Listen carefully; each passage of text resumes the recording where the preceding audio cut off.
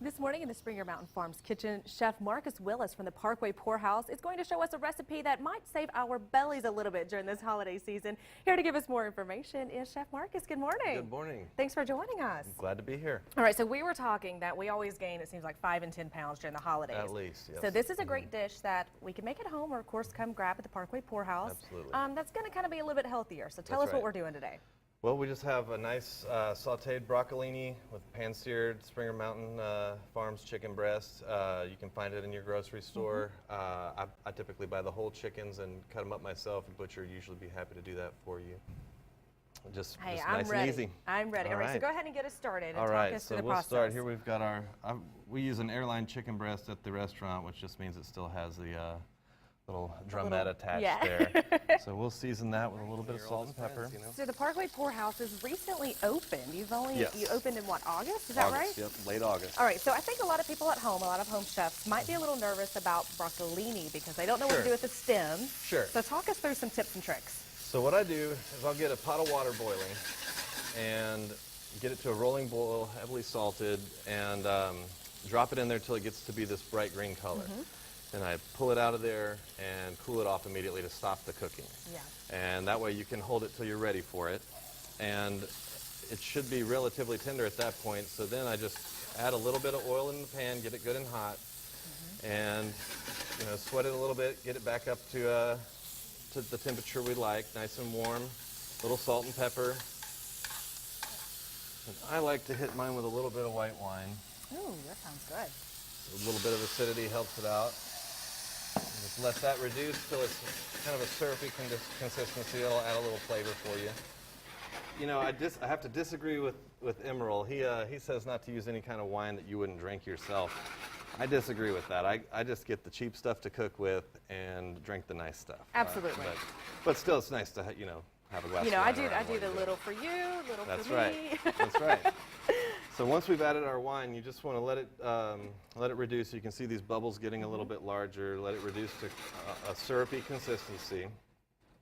We'll turn our heat up just a little bit here.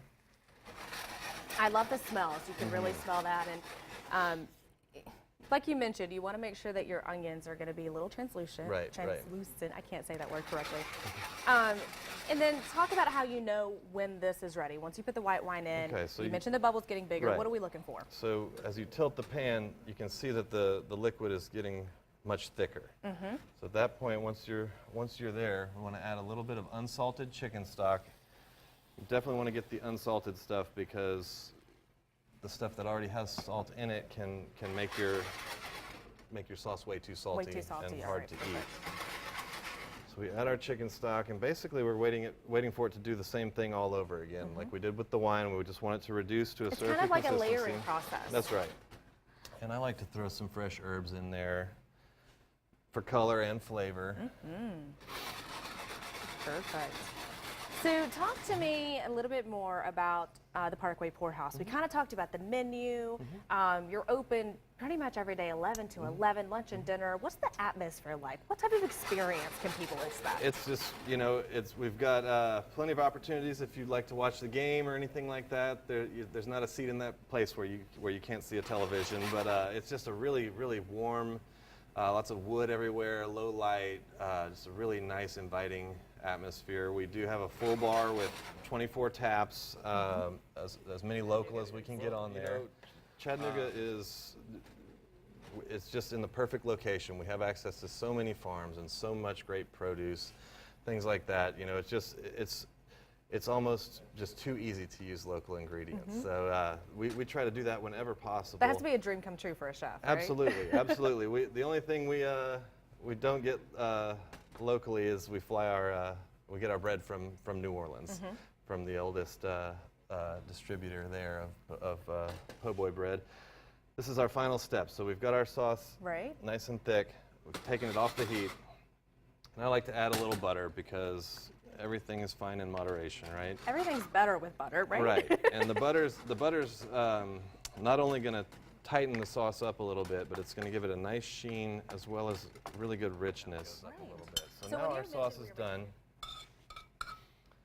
We'll just take it, spoon a little bit over the top. That looks great. And I mean, like I said, this is a really simple technique that anyone can do at home.